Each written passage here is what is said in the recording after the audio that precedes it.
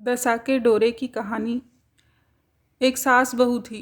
बहू का पति परदेश में गया हुआ था। एक दिन सास ने बहू से गांव में से आग लाकर भोजन पकाने को कहा। बहू गांव में आग लाने गई, पर किसी ने उसे आग नहीं दी और सभी ने कहा कि जब तक दशा माता की पूजा नहीं हो जाती तब तक आग नहीं मिलेगी। बेचारी बहू खाली हाथ घर लौट आई। उसने सास को बताया कि गांव भर में आज दशा माता की पूजा है, इसलिए कोई आग नहीं दे रहा है। शाम हो जाने पर सास आग लेने गांव में गई तो स्त्रियों ने उसे आराम से बैठाया और कहा कि सुबह तुम्हारी बहू आग लेने आई थी, परंतु हमारे यहाँ पूजा नहीं हुई थी, इसलिए आग नहीं दे सके।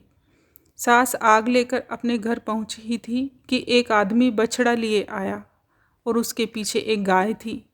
स्त्री ने उससे पूछा कि यह गाय का पहला बच्चा है क्या? आदमी ने उत्तर दिया, हाँ। उसने फिर पूछा कि बछड़ा है या बछिया? उसने जवाब दिया कि बछड़ा है। सास ने घर जाकर बहू से कहा, आओ हम दोनों भी दशा माता का डोरा लें और व्रत करें। दोनों सास बहू ने डोरा लिया। सवेरे से व्रत आरंभ किया। 9 व्रत पूरे हो जाने पर 10वें दिन डोरे की पूजा की। सास बहू दोनों ने मिलकर गोल गोल 10-10 पूड़ियाँ बनाई। 21वीं पूड़ी गाय को दी। पूजन समाप्त होने पर सास बहू दोनों पारण करने बैठी। उसी समय बुढ़िया के बेटे ने परदेश से लौटकर दरवाजे पर आवाज़ लगाई।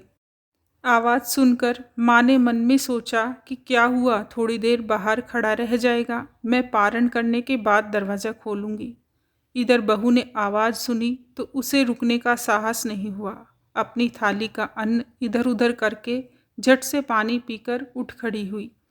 उसने जाकर दरवाज़ा खोला। पति ने उससे पूछा कि अम्मा कहाँ हैं? बहू ने उत्तर दिया कि वह तो अभी पारण कर रही है। तब पति बोला, मैं तुम्हारे हाथ का जल भी नहीं पीऊँगा, क्योंकि मैं 12 बरस से घर आया हूँ। इतने दिन न जाने तुम किस प्रकार रही होगी।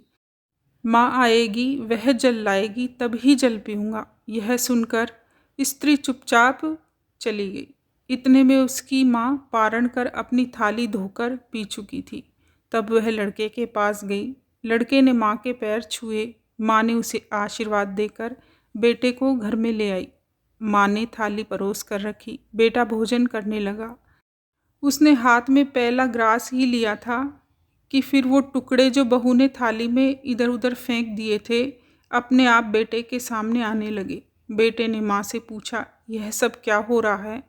माँ बोली, मैं क्या जानूँ बेटा, बहू जाने। यह सुनकर बेटा आग बबूला होकर बोला, ऐसी बहू मेरे किस काम की, जिसके चरित्र की तुम साक्षी नहीं हो, उसको मैं घर में नहीं रख सकता। इसे अभी घर से निकालो। यदि ये घर में रहेगी तो मैं घर में नहीं रहूँगा।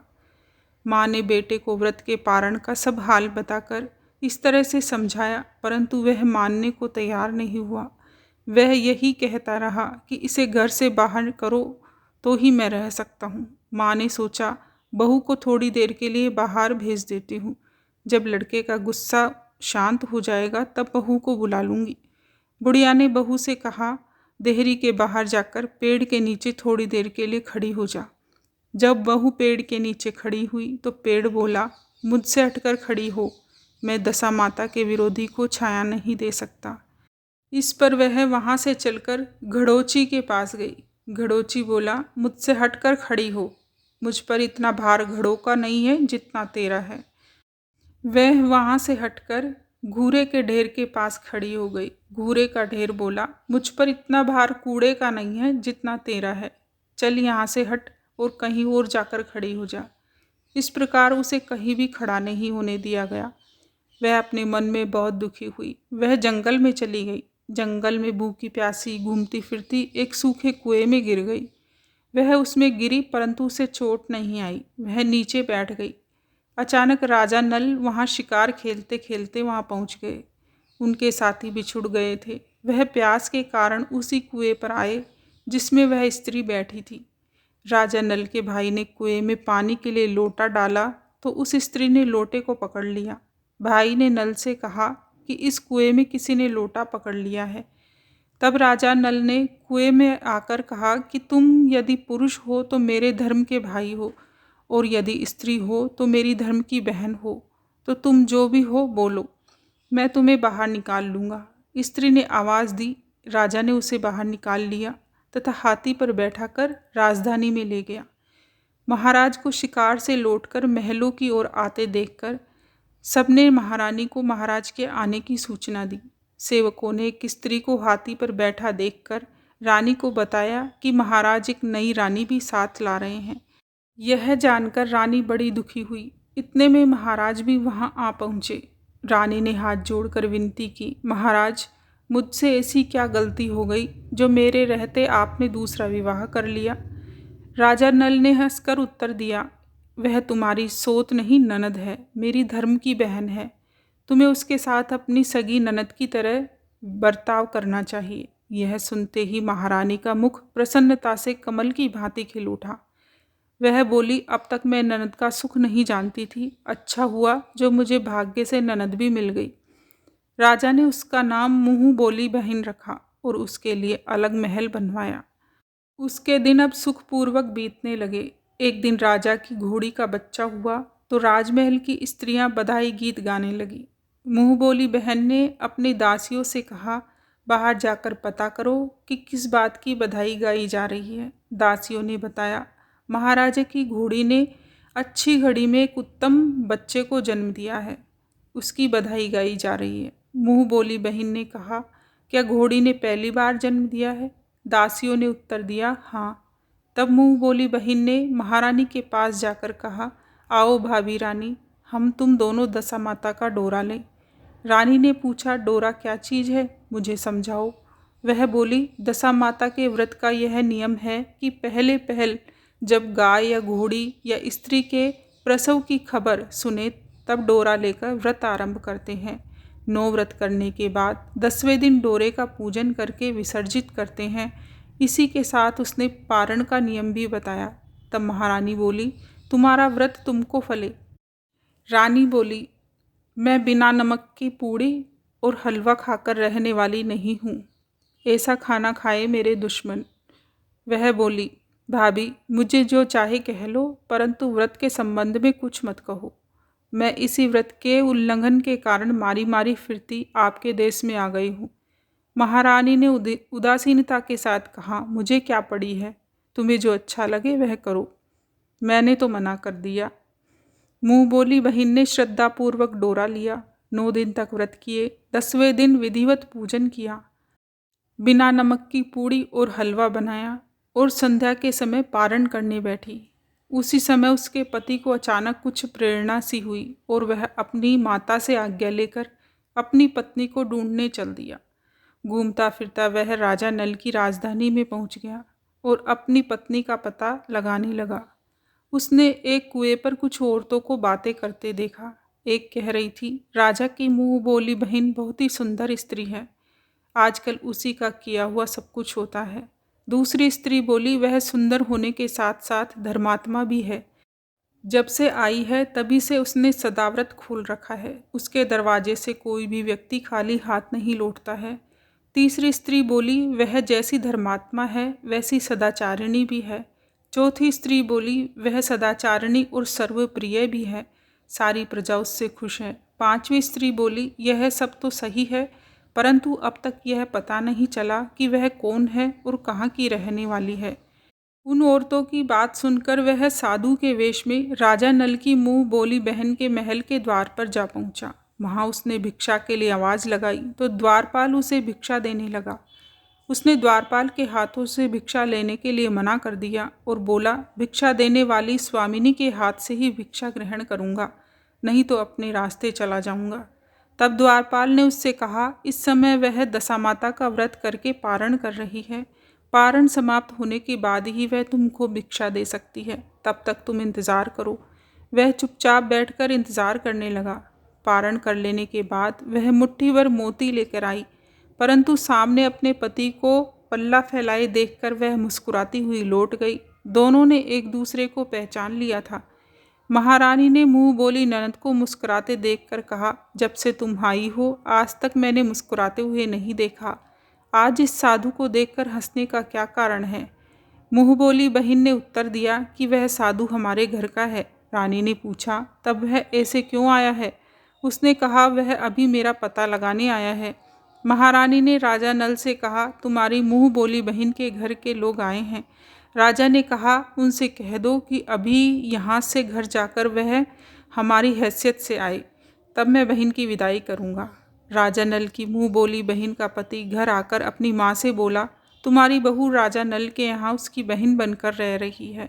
वह रोज़ सदाव्रत करती है और नियम धर्म से दिन बिताती है। तब उसकी माता ने उसे आज्ञा दे दी, बहू को ले आओ। वह डोली बाजे लेकर आदि अपने यथाचित सज धज कर राजा नल की राजधानी को चल दिया। राजा ने उसका यथोचित आदर सत्कार किया और कुछ दिन मेहमानी में रखकर विधि पूर्वक बहन की विदाई की। जब वह महल के बाहर निकलकर जाने लगी तो महल भी उसके पीछे पीछे चलने लगा। तब महारानी बोली, ननद जी तुम चली और मेरा महल भी ले चली, जरा पीछे मुड़कर तो देखती जाओ। जो ही उसने मुड़कर पीछे की ओर देखा तो राजा का संपूर्ण राजसी वैभव अचानक लुप्त हो गया।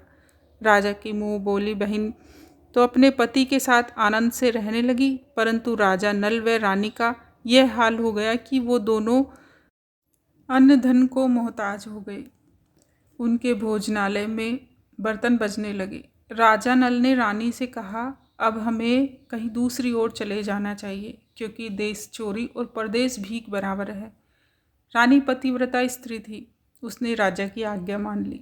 चलते चलते वे एक गांव में पहुँचे। वहाँ पर बेरी के पेड़ पर बेर लगे हुए थे। राजा रानी दोनों भूखे थे। उन्होंने बेरों को उठाया तो बेर लोहे के हो गए। इस प्रकार राजा रानी जिस वस्तुओं को भी हाथ लगाते वह कंकड़ पत्थर में बदल जाते थे। इतने पर भी राजा रानी आगे बढ़ते गए। रास्ते में उन्हें एक व्यापारी मिला। व्यापारी ने राजा रानी को पहचान लिया। उसने राजा रानी के भोजन के लिए सेर भर आटा दिया। वे आटा लेकर नदी के किनारे गए। वहाँ रानी भोजन बनाने लगी और राजा नल स्नान करने के लिए चले गए। उस नदी में मछुआरे मछलियाँ पकड़ रहे थे। मछेरों ने राजा को 4 मछलियाँ दी। रानी ने मछलियाँ भूनकर रोटियाँ बना ली। राजा नल भोजन करने बैठे तो रोटियाँ ईंट में परिवर्तित हो गई और मछलियाँ उछलकर नदी में चली गई। वहाँ से चलकर राजा रानी अपनी मुँह बोली बहन के घर गए।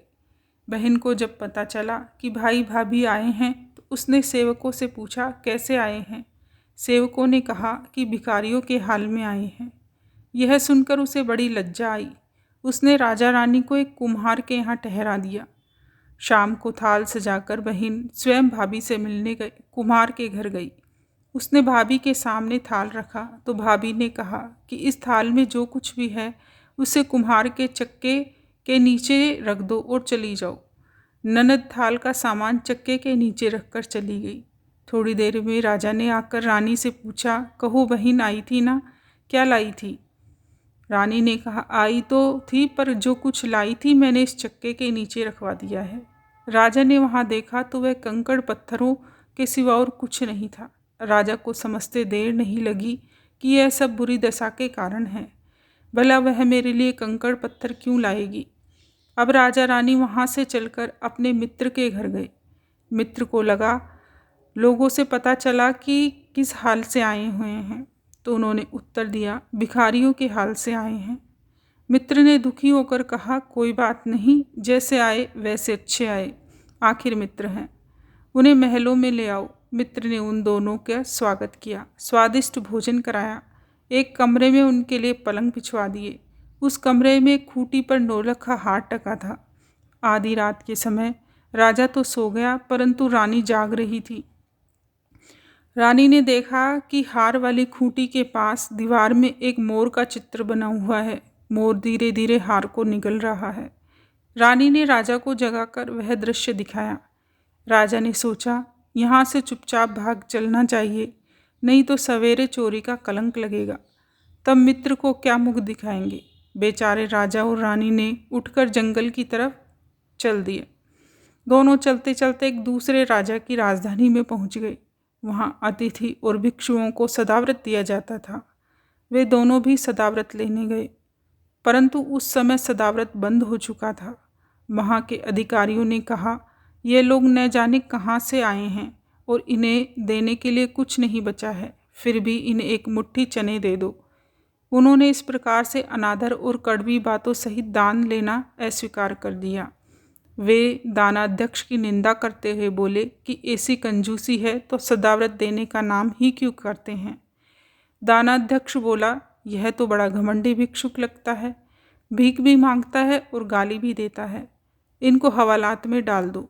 इस प्रकार दोनों को एक कोठरी में बंद कर दिया। एक एक मुट्ठी चने दोनों को खाने के लिए मिलने लगे।